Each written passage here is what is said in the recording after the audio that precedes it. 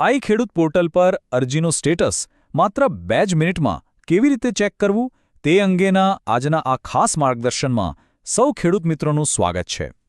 ચાલો કોઈપણ જાતના વિલંબ વિના સીધા જ આ મહત્વપૂર્ણ વિષય પર આવીએ અને જાણીએ કે આ પ્રક્રિયા કેટલી સરળ અને ઝડપી છે. જેમ કે વારંવાર સાંભળવા મળે છે, નમસ્કાર ખેડૂત મિત્રો, વિપુલ એગ્રો ચેનલમાં આપનું હાર્દિક સ્વાગત છે. આ માત્ર એક આવકારવાચક વાક્ય નથી, પરંતુ ખેડૂતોને આધારભૂત માહિતી પૂરી પાડવાનો એક મજબૂત વિશ્વાસ છે. અને આજના આ માર્ગદર્શનમાં પણ આ જ વિશ્વાસ સાથે સચોટ માહિતી પૂરી પાડવામાં આવી રહી છે. હવે એક બહુ જ સામાન્ય પ્રશ્ન થાય કે શું તાજેતરના આઈ ખેડૂત ઓનલાઈન ડ્રોમાં નંબર લાગ્યો છે? ખરેખર જ્યારે પણ આવો કોઈ ઓનલાઈન ડ્રો થાય છે ને, ત્યારે અરજી કર્યા પછી પરિણામની રાહ જોવી એ બહુ જ સ્વાભાવિક બાબત છે અને તેમાં થોડી આતુરતા તો રહેવાની જ. વિભાગ 1. સ્ટેટસ ચેક કરવાનું મહત્વ. લાભો ચૂકશો નહીં. ચાલો સમજીએ શા માટે આ એટલું અગત્યનું છે. સરકારી યોજનાઓમાં અરજી કરી દેવી એ તો માત્ર પહેલું જ પગથિયું છે. માત્ર રાહ જોઈને બેસી રહેવા કરતાં સાચો લાભ ત્યારે જ મળે જ્યારે અરજી ખરેખર કયા તબક્કે પહોંચી છે તેનું સક્રિયપણે ટ્રેકિંગ કરવામાં આવે. આ સક્રિયતાથી એ વાતની સંપૂર્ણ ખાતરી થાય છે કે કૃષિ યોજનાઓના મહત્વપૂર્ણ લાભો હાથમાંથી ક્યારેય છૂટી ન જાય. વિભાગ 2. સ્ટેપ બાય સ્ટેપ પ્રક્રિયા. એકદમ સરળ માર્ગદર્શિકા. તો આખી પ્રક્રિયા ખરેખર એકદમ સીધી અને સરળ છે. સૌથી પહેલું પગલું છે આઈ ખેડૂતની સત્તાવાર વેબસાઇટ ખોલવી.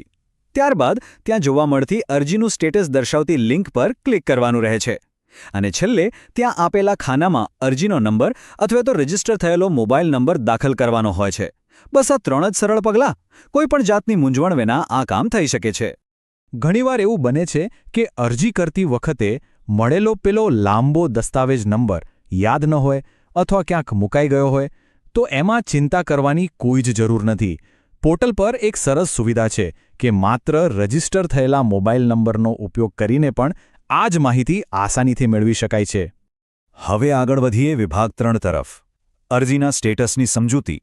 સ્ક્રીન પર દેખાતા આ સ્ટેટસનો વાસ્તવિક અર્થ શું થાય છે? વિગતો દાખલ કર્યા પછી મુખ્યત્વે 3 પ્રકારના સ્ટેટસ જોવા મળી શકે છે. જો મંજૂર એટલે કે અપ્રૂવ્ડ બતાવે તો બહુ જ સરસ. તેનો અર્થ છે કે અરજી સ્વીકારાઈ ગઈ છે અને હવે લાભ મેળવવાની આગળની પ્રક્રિયા શરૂ કરી શકાય છે. જો પેન્ડિંગ લખેલું આવે તો અરજી હજુ ચકાસણી હેઠળ છે. તેથી થોડી ધીરજ રાખીને પછીથી ફરી ચેક કરવાનું રહે છે. પરંતુ જો ક્વેરી બતાવે તો આ બાબતને ખૂબ ગંભીરતાથી લેવી પડે. તેનો સીધો અર્થ એ છે કે અરજીમાં કોઈ દસ્તાવેજ ખૂટે છે અથવા ભૂલ છે, જેને રદ થતી અટકાવવા તાત્કાલિક સુધારા કરવા જ પડશે. વિભાગ 4. વિપુલ એગ્રો સાથે જોડાઓ અને સતત અપડેટ્સ મેળવતા રહો. કૃષિ સંબંધિત આવી સચોટ માહિતી, સતત અપડેટ્સ અને એકદમ સરળ માર્ગદર્શન હંમેશા મેળવતા રહેવા માટે વિપુલ એગ્રો સબસ્ક્રાઇબ કરવું ખૂબ જ ફાયદાકારક છે. ભવિષ્યમાં આવનારી નવી યોજનાઓ હોય કે ડ્રોનની તારીખો, હંમેશા માહિતગાર રહેવું એ એક અત્યંત સ્માર્ટ નિર્ણય છે. હવે છેલ્લે એક બહુ જ મહત્વનો અને વિચારવા જેવો પ્રશ્ન.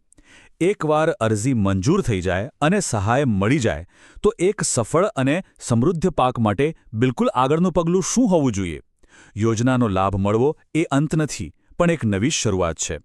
આ એક એવું બાબત છે જે ખેતીને વધુ સમૃદ્ધ બનાવવાની નવી સંભાવનાઓ તરફ લઈ જાય છે. આજના આ માર્ગદર્શનમાં જોડાવા બદલ ખૂબ ખૂબ આભાર.